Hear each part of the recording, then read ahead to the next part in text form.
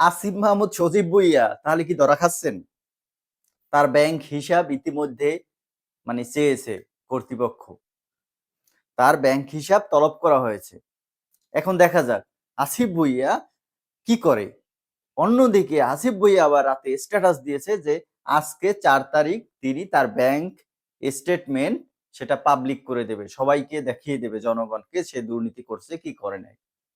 তিনি আরো বলেছেন যে অন্তর্বর্তীকালীন সরকারে যখন তিনি উপদেষ্টা ছিলেন তখন নাকি তিনি জমা দিয়েও এসেছেন।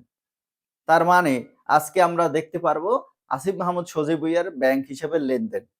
অন্যদিকে আবার এনসিপির একজন বহিষ্কৃত নেতা তিনিও কিন্তু একটা কথা বলে গেছেন যে আসিফ ভুঁইয়া সে এই ব্যাংকের মাধ্যমে লেনদেন করেনি বা দুর্নীতি করেনি, সে অন্যভাবে করছে, সেটা নাকি সে বের করে দেখাবে। এই হইল অবস্থা।